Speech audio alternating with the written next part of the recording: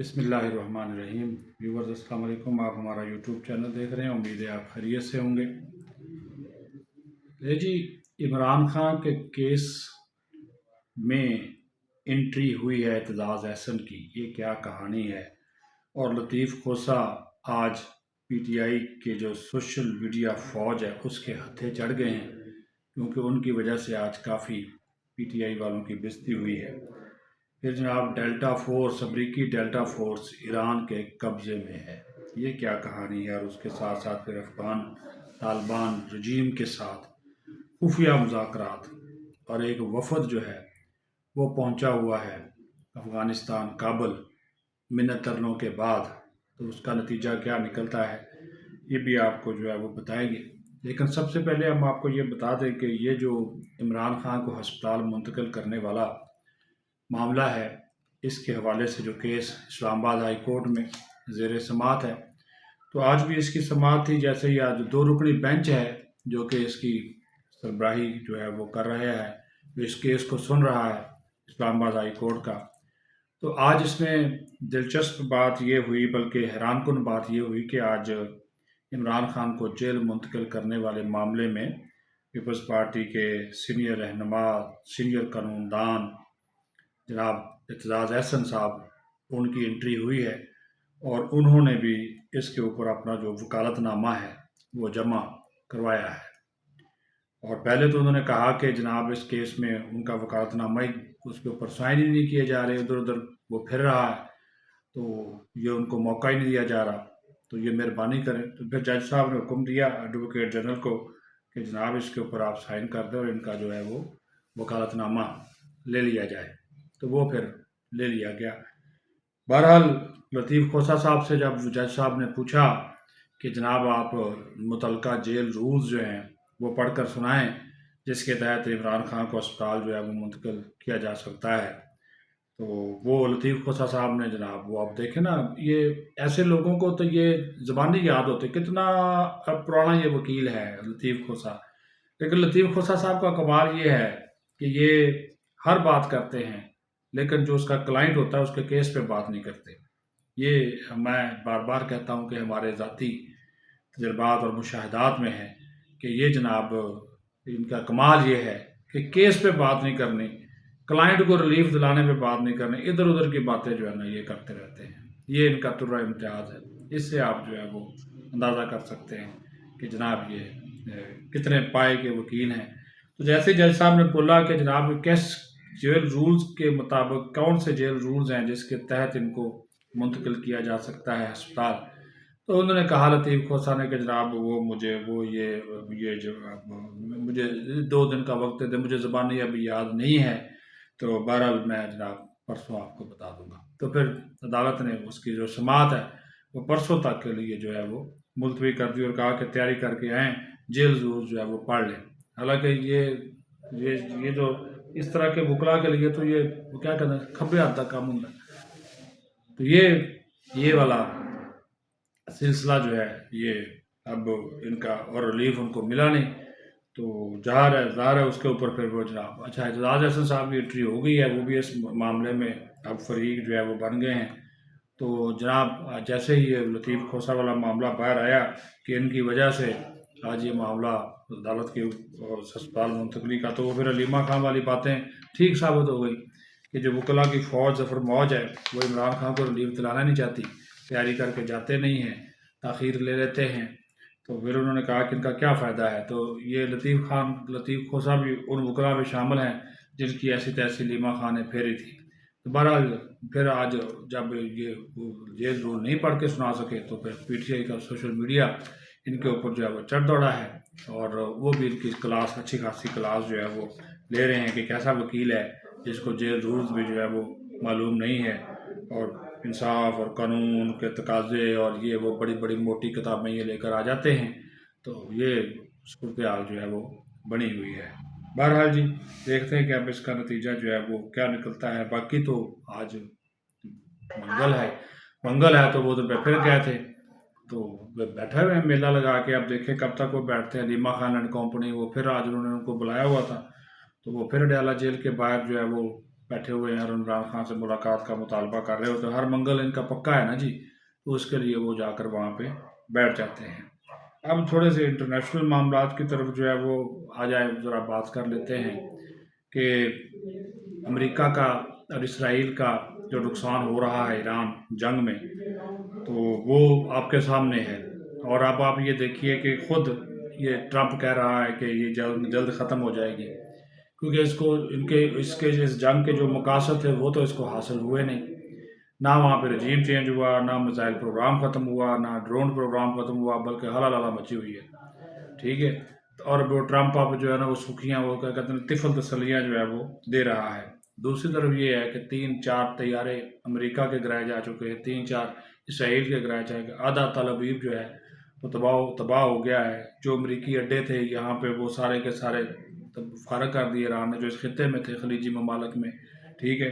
یہاں سے forces in کی دوڑ گئیں. ان کی اڈوں کی اب حفاظت کرنے والا کوئی نہیں. تو اللہ تعالیٰ کی ذات ہے جو ان کا ساتھ دے رہی ہے. تو اور ابھی تو انہوں نے جو ڈیلٹا فورس ہے وہ بھی اپنے قبضے میں کر لی ہے، ایران نے پکڑ لیا ہے. اور کہا جا رہا ہے 175 کے قریب. یہ کچھ فوٹیجز بھی سوشل میڈیا پہ ہم دیکھ رہے ہیں. ایرانی میڈیا بھی اس کا دعویٰ کر رہا ہے کہ وہ ان کو پکڑا گیا ہے. امریکہ تو اس کو نہیں مان رہا، لیکن یہ کہہ رہے ہیں کہ ڈیلٹا فورس اس وقت ایران کے قبضے میں ہے. تو یہ بھی ایک بہت بڑا نقصان ہے. اور جو اڈے ہیں، جو امریکی بیسز ہیں وہ ختم ہو چکی، سفارت خانے بند ہو چکے ہیں. تو مالی طور پہ، معاشی طور پہ نقصان، جس طرح میں نے پہلے بتایا تھا کہ آلموسٹ $1 ارب روزانہ میں یہ جنگ امریکہ کو اور اسرائیل کو پڑ رہی ہے. اور امریکی معیشت کے اوپر جو ہے وہ بوجھ پڑی، اور اس کے جو مقاصد تھے وہ حاصل نہیں کر سکے. اور ظاہر ہے اب ایران کے لوگ جو ہیں وہ اپنے جو نئے سپریم لیڈر ہیں اس کے پیچھے کھڑے ہیں، اور انہوں نے کہا کہ ہم یہ جنگ جو ہے جو نہ صرف جیتیں گے بلکہ اس جنگ کا فیصلہ بھی، جو پاسداران انقلاب والے ہیں انہوں نے کہا جی اس کا جنگ کا خاتمے کا فیصلہ بھی ہم کریں گے.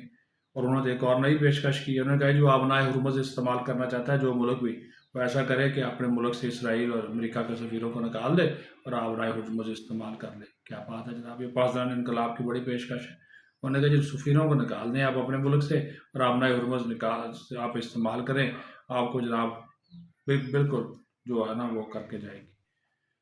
تو دوسری بات یہ ہے کہ اب ظاہر ہے افغانستان والا معاملہ بھی ایک ہے. تو افغانستان والا معاملہ، افغان طالبان مسلسل جو تھے وہ پاکستان کے علماء کرام سے بھی انہوں نے رابطے کیے، پاکستان کے اہم جو مشائخ ہیں ان سے بھی رابطے کیے کہ مہربانی کریں. تو ظاہر اب مذہبی ایک دینی تعلق واسطہ تو ہوتا ہے. تو انہوں نے کہا جی کو پاک حافظ صاحب کو سمجھائیں. تو اطلاعات ہیں، اور اس کو پاکستانی میڈیا کا بھی ایک حصہ اور خود افغان میڈیا کا بھی ایک حصہ جو ہے اس کو وہ رپورٹ کر رہا ہے کہ پاکستان کا ایک وفد جو ہے 3 یا 4 جو علماء کرام پر مشتمل ہے، اور فضل الرحمان خلیل ایک جہادی کمانڈر ہیں، تو ان کی سربراہی میں ایک وفد جو ہے وہ کابل پہنچا ہے، اور وہ ان کے ساتھ بات چیت کر رہا ہے. اور یہ افغان طالبان کی خواہش پہ پہنچا ہے، جس کا مقصد یہ ہے کہ جناب مہربانی کریں کہ جناب پاکستان کے ساتھ ہماری جنگ بندی کریں، کیونکہ پاکستان نے تو جناب ہم نے مار کر جو ہے دبا بنا دیا ہے. اور جو حالات اس وقت افغانستان کے اندر ان کے جتنے بھی ان کا وہ کمانڈ اینڈ اسٹرکچر سسٹم تھا سارے کا سارا وہ مریا میٹ ہو چکا ہے. اور نیٹو کی ایک پوسٹ تھی جہاں سے یہ حملے کرتے تھے اس کو بھی تباہ کر دیا گیا ہے، اور یہ سلسلہ جو ہے وہ جاری ہے. کچھ 600-700 کے قریب ان کا افغان طالبان رجیم کے باشندے جو ہیں وہ مارے جا چکے ہیں، 1000 سے زیادہ زخمی ہیں. کچھ 200-300 ان کی پوسٹیں جو ہیں وہ تباہ کر دی گئی. کچھ 40 کے قریب ہمارے قبضے میں ہیں، اور روزانہ کی بنیاد کے اوپر ان کے جو 50-60 جو فضائی اہداف ہیں اس کو ہماری ایئر فورس نشانہ بناتی ہے. لیکن عجیب بات یہ ہے کہ اس تمام تر صورتحال کے باوجود جن لوگوں کا، جن دہشت گردوں کا فتنہ اور خارج فتنہ ہندوستان کا ہم نے ان کو کہا ہوا ہے کہ ان کو آپ ہمارے حوالے کر دیں، وہ یہ حوالے کرنے کو تیار جو ہے وہ نہیں ہے. تو یہ صورتحال اب اس کے اب یہ جو مذاکرات ہو رہے ہیں کس کی بنیاد کے اوپر، کیونکہ تو یہ گورنمنٹ ٹو گورنمنٹ مذاکرات نہیں ہیں. ایک چیز کو سمجھیے گا، یہ علماء کرام اور مشائخ کے آپس میں رابطے ہوتے ہیں دینی اور مذہبی اعتبار سے. تو اس تناظر میں یہ رابطہ ہے. تو اب وہ کیا رپورٹ آ کر پیش کرتے ہیں یا وہ کیا لے کر آتے ہیں، حکومت مانے یا نہ مانے، یہ تو حکومت کے اوپر ڈپینڈ کرتا ہے کہ اس کے اوپر وہ حکومت کا اپنا نقطہ نظر جو ہے وہ کیا ہوتا ہے. لیکن ابھی تک تو اس کے اوپر جو ہے وہ کوئی حکومت کی یا فارن آفس کی طرف سے باضابطہ طور پر جو ہے وہ کہا جا رہا ہے کہ کوئی رد عمل سامنے جو ہے وہ نہیں آیا ہے۔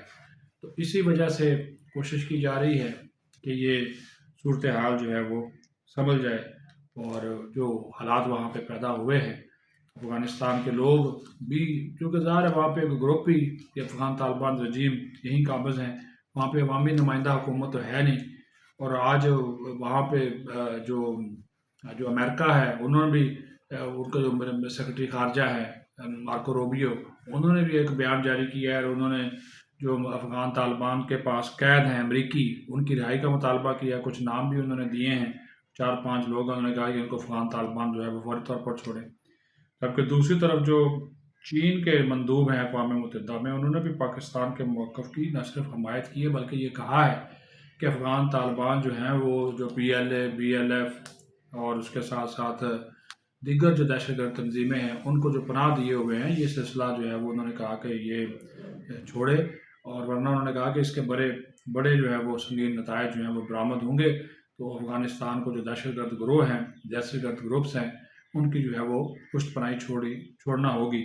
یہ پاکستان کے موقف کی تائید ہے، یہ وہی موقف ہے جو کہ پاکستان کا ہے، اور وہی آج چین نے اقوام متحدہ میں بات کی ہے۔ ہمارے جو وہاں پہ مستقل مندوب ہے عاصم افتخار صاحب، وہ بھی اس کے اوپر جو ہے وہ بات کرتے رہتے ہیں مسلسل، تو وہ بھی ان کو آئینہ دکھاتے رہتے ہیں افغان طالبان کو۔ دباؤ ان کے اوپر بہت زیادہ ہے افغان طالبان کے اوپر، اب ان کو اس کا فیصلہ جو ہے وہ لینا ہوگا، اور پاکستان کی پاکستان کا جو اقدام ہے، یہ پاکستان نے جو جنگی جو ابھی کارروائی ان کے خلاف کی ہے، تو اس کے بعد تو اور بھی ان کی جو پریشانیاں جو ہیں وہ بڑھ گئی ہیں، تو بالکل وہ دنیا سے کٹ کر جو ہے وہ رہ گئے ہیں، اور اب کوئی ملک ان کی مدد اور ان کے تعاون کو تیار نہیں، کیونکہ انہوں نے اپنے پاؤں پر خود جو ہے وہ کلہاڑی ماری ہے، اور ان دہشت گرد گروپوں 21 کے قریب تنظیمیں جو دہشت گرد گروپس جو ہے وہ وہاں سے آپریٹ کر رہے ہیں، تو اگر یہ ان سے جان چھڑائیں گے تبھی یہ دنیا کے ساتھ مل کر چل سکیں گے، ادروائز تو آپ دیکھ لیں کہ بالکل یہ تنہے تنہا ہو گئے ہیں۔